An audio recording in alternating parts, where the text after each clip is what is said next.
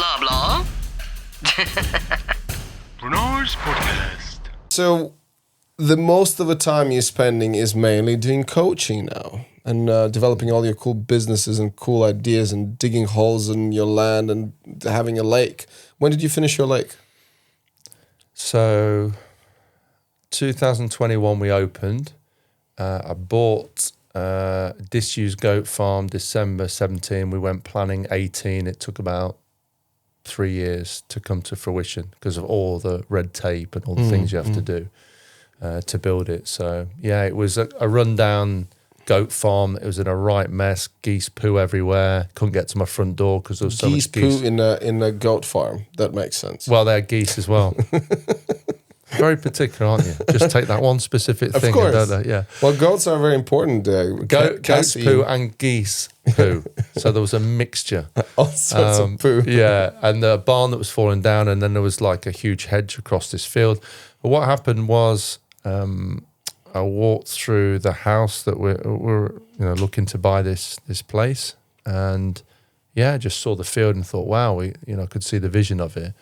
So we built it. As I say, it took 3 years. Got the vision of what I would class as the perfect lake. It's the first purpose-built open water swim lake and wellbeing centre in the country. Well done. Well done. What's that?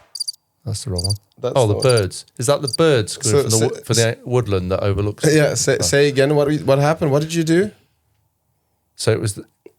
It's the first purpose-built open water swim lake and wellbeing centre in the country. Is this like a thinking noise? Or? No, that's the noise when no one laughs and no one cares. You're very harsh, aren't you? It must be funny one. Oh, come on, man. No, congratulations. That's awesome. Well done. Well done. And then, right. And so what is the deal with this lake then now? Do you do like already some camps there? Do you already coach people there? When exactly did you open it? June 2021. So it was built. 2 years. Yeah, so it was built when we had all the lockdown stuff. Yeah. So yeah, we found crystals. So it became Crystal Lake. We found crystals underneath the lake. Oh wow! What kind of crystals? Calcite, they're called. They're like an anti-stress crystal. Ooh. So we do things like crystal healing. We do yoga. So we're the only place I think in the world that does crystal healing, which is a form of meditation with our own crystals. Trust me, I know a lot about crystal healing. Living in Bali, there's every crazy person do that crystal healing. Yeah.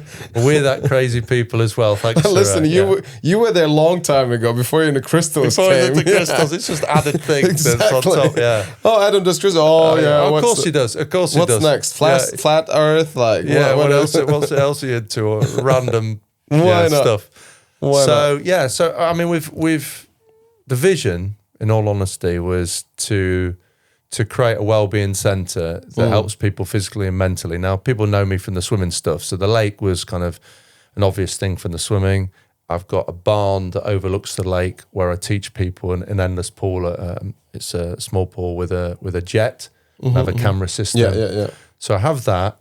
And then we also have a cabin for various different well-being. So we have Reiki, we have yoga, stand-up paddleboard yoga, we have water sports, kayaking, stand-up paddleboard. Nice, kayaking. So we do all this kind of stuff, and it's trying to introduce people to the outdoors. Wakeboarding, you should get wakeboarding there as well. It's like a cable thing. You around need the cable lake. though. Yeah, commercialising it. I want nature, man. I want it natural. I don't or want. You can just sit on it one side and just pull it. And then get rid of the rope after that. Yeah, so it backs onto an ancient woodland. People said it looks like Canada or Colorado. We limit the people that come here because we want it to be, kind of natural and not artificial. Yeah. So, so many people come and say, oh, why have you got cabins around the lake? People stay here. We're going to do none of that stuff. So where do people stay? The tents? On our place, nobody stays on our place. There's camping down the road and there's accommodation like a mile away all around. But I want to, I'm not driven by that side. Yeah. It's a bit of a legacy. It's something that, when I'm gone, that I could say, well, actually, I've introduced people to the sport that changed my life. That's the motivation from it. So, yeah, of course, it's a business, but to me, the motivator is making a difference on it. I love it. And then coaching-wise, So when does the coaching became a thing? Was it did it became a thing after you finished the seven swims, or that was already you started coaching before that? When did you get into coaching? 2013, I went to Tunisia with 9 top swimmers in the world, and they saw me swim. Well, actually, one guy who was the Olympic coach of the Malta swim team, and he said, "I've never seen anyone swim so effortless in 20 years." And that was after the swims you did? This was after Japan or before Japan? It was after Japan. So 2013. So I had 2 swims to go. 2 swims to go. So almost done with the sand swims, and then that's where you went to that. 2 swims, and this guy saw me swim. So I started coaching these guys, these top swimmers. They all started jumping in on it. I told Gemma it was a holiday, it was a free holiday, and every morning I'm out there coaching them. And then from there, the Malta guy said, you should come to Malta. I did a swim camp in Malta. I did a couple of swim camps.